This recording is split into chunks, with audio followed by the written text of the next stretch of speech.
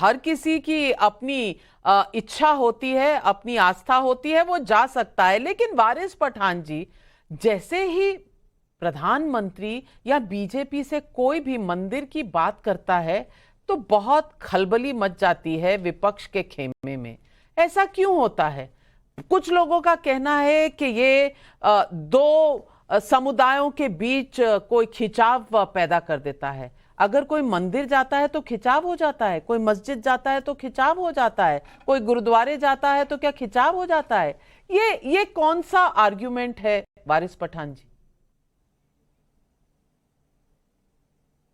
देखिए नविका जी, दो तीन बातें हैं मैं रखना चाहूंगा। एक तो बीजेपी जो है ना, ये 2 से लेके 300 पार कर गई। किस बुनियाद के ऊपर? विकास की बुनियाद पर नहीं, काम की बुनियाद पर नहीं, सिर्फ ध्रुवीकरण की बुनियाद पर, सिर्फ पोलराइजेशन की पॉलिटिक्स के ऊपर। यही मंदिर, मस्जिद, गंगा, दंगा, पाकिस्तान, इन्हीं चीजों का नाम लेते लेते ये लोग यहां तक पहुंच गए। अब भी आप देखिए, मैं भी आप ही के चैनल पे देख रहा था, हेमंत बिस्वा शर्मा चिल्ला चिल्ला के बोल रहे थे कि ये देश हिंदुओं का है, ये देश हिंदुओं का है। बार बार उन्होंने इस बात को दोहराया। तो मैं पूछना चाहूंगा बीजेपी के प्रवक्ता यहां बैठे हुए उनसे कि क्या मोदी जी और बीजेपी की भी राय यही है कि ये देश हिंदुओं का है? कहीं संविधान के अंदर ये लिखा हुआ है कि देश सिर्फ हिंदुओं का है? तो इसका भी एक स्पष्टीकरण, क्लैरिफिकेशन देश के सामने आना चाहिए। अब देखिए, चुनाव तो है ही, एक तरफ हमारे लिए बीजेपी है, दूसरी तरफ कांग्रेस है। मगर मैं कल भी कहा था, आज भी करूंगा, बार बार दोहराऊंगा कि दोनों भी एक ही सिक्के के दो पहलू है नाविका जी। एक होड़ सी मच गई है देश में, कौन बड़ा हिंदू है। मोदी जी तो पहले बोल रहे थे मैं बड़ा हिंदू हूं, तो राहुल गांधी ने कहा कि मैं तो जनउदारू हिंदू। अब मोदी जी जा रहे हैं वहां पे कृष्ण भूमि मंदिर के अंदर, वहां पे कल वो गए मीरा जी का वो देखने, उसके बाद में हेमा मालिनी का नृत्य उन्होंने देखा। टाइमिंग देखिए आप, कैसा था टाइमिंग। देश के प्रधानमंत्री है, सबका साथ सबका विकास सबके विश्वास की आप बात करते हैं।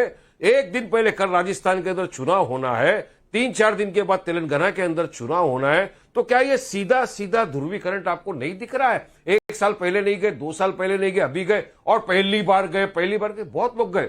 बात नंबर 2 नविका जी ये भी है कि क्या बीजेपी अभी पहली बात आपने इतनी लंबी कर दी तो वारिस पठान जी,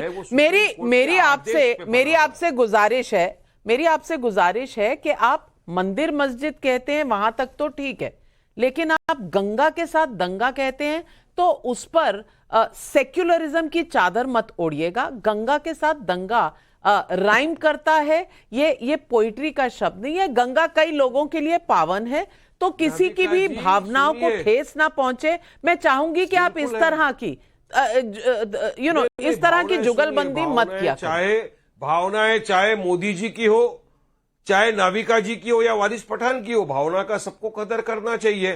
संविधान में तो इक्वलिटी लिखा हुआ है ना, वी आर ऑल इक्वल। तो मेरी भावना की कदर क्यों नहीं करते? देखिए ना, बास मरतबा ये होता है कि एक मॉल के अंदर एक कोने में 2 जन अगर नमाज पढ़ रहे होते हैं तो उनपे तो FIR हो जाता है नाविका जी। लेकिन वहीं पर अगर कोई ट्रेन के अंदर डांडिया खेले, बैंक में रास गरबा करे, उस पर कुछ नहीं होता, हमको आपत्ति भी नहीं है, खेलिए। हम किसी के मजहब के खिलाफ ना कभी बोले थे ना कभी बोलेंगे। हम तो सबकी आस्था का सम्मान करते हैं, मगर हमारी आस्था की जब बात आती है सब फेल हो जाते हैं ना।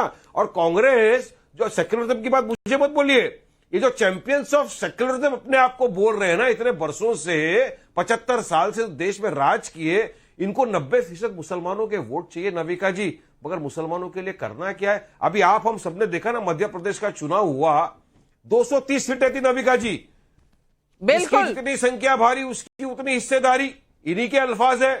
2 मुसलमानों को दिया, क्यों ऐसा किया आपने? चलिए कांग्रेस से भी जवाब लेंगे, कांग्रेस से भी जवाब लेंगे, लेकिन ये शो फैक्ट्स का शो है, तो मैं फैक्ट क्लियर कर दूं। आप बैंक में दांडिया की बात कर रहे थे, किसी बैंक में कोई दांडिया नहीं हुआ। उस बैंक ने ही डिनायल भेजा था और वो ऑफिशियल डिनायल है। इससे ज्यादा अगर आपके पास इंफॉर्मेशन है तो इस देश में पुलिस थाने हैं जहां आप FIR करवा सकते हैं। लेकिन सवाल बहुत जरूरी उठाए हैं शलभमणि त्रिपाठी जी, आप जवाब दीजिए वारिस पठान। लेकिन अगर वारिस पठान एक बैंक के कोने में पढ़ लेगा तो हो जाएगा FIR। देखिए कि मैं ये कितनी हैरानी की बात है नाविका जी, अगर एक कोने के अंदर खड़े होकर चुपचाप सुन लीजिए वारिस भाई, सुन लीजिए। आप कोने में जाते कहां हैं? आप हमेशा सेंटर ऑफ अट्रैक्शन रहते हैं, बीच में रहते हैं।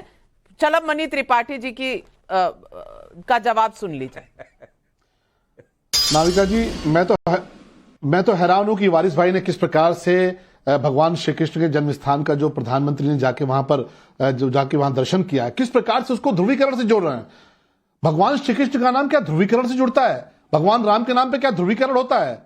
जिन लोगों की इस प्रकार की मानसिकता है कि भगवान कृष्ण के नाम पे वो ध्रुवीकरण देखना चाहते हैं, उनकी मानसिकता उसी प्रकार की है कि उनके नेता ये कहते हैं कि इस देश से 25 मिनट के लिए सेना हटा लो, फिर देखो हम क्या करते हैं। उनके नेता किस प्रकार की भाषा बोलते हैं, और उनकी खुद की पार्टी का नाम क्या है? ऑल इंडिया मुसलमान, एक धर्म की बात करते हैं, और भगवान श्री कृष्ण को वो ध्रुवीकरण से जोड़कर देखना चाहते हैं। मुझे लगता है कि ये बहुत ही आपत्तिजनक बात है। गंगा को दंगा से जोड़कर देखना चाहते हैं, इससे बड़ी आपत्तिजनक बात कोई नहीं हो सकती।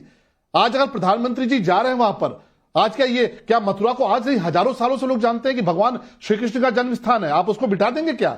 अयोध्या को लोग हजारों साल से जानते हैं कि भगवान राम का जन्म स्थान है। आपने प्रयास किया, आपने पूरी ताकत लगाई, और कोई ये मानने को तैयार नहीं था कि वहां पे राम मंदिर बनेगा। हमारे विपक्ष के साथी ये नारा देते थे कि रामलला हम आएंगे, मंदिर वहीं बनाएंगे, और तारीख नहीं बताएंगे। भाजपा से पूछते थे। तो आज डंके की चोट पे तारीख 22 जनवरी की, वारिस भाई आप भी नोट कर लीजिए, और ये जो सवाल पूछते थे वो भी नोट कर ले, क्योंकि सबको पता है और सदियों से पता है कि अयोध्या भगवान राम का जन्म स्थान है, मथुरा भगवान श्री कृष्ण। मैं क्योंकि फैक्ट्स का शो चलाती हूं, तो शलभ मणि त्रिपाठी जी आपको भी करेक्ट करूंगी। 15 मिनट के लिए पुलिस हटाने की बात हुई थी, और आर्मी नहीं पुलिस हटाने की बात हुई थी। जो अकबरुद्दीन ओवैसी की बात का आप जिक्र कर रहे हैं, तो फैक्चुअल बात यह है आर्मी को इसमें ना ही लाया जाए तो बेहतर है। जी शलभ मणि जी। गलत, माफी मांगो। मैं वही कह रहा हूं कि आप तलवारों से, आप तमाम तरह की तोपों से इन चीजों को मिटा नहीं सकते। और मेरा आपसे अनुरोध है कि भगवान श्री कृष्ण का नाम आप ध्रुवीकरण से मत जोड़िए। भगवान श्री कृष्ण को पढ़िए, भगवान श्री कृष्ण को जानिए, वो जोड़ते हैं। और उनका मंदिर किस प्रकार से तोड़ा गया, इतिहास में दर्ज है। हमने नहीं लिखा ना, आपने लिखा। तहसीन पूनावाला, भगवान कृष्ण का मंदिर तोड़ा गया। ये एक और चीज कही गई कि राजस्थान में चुनाव है, तो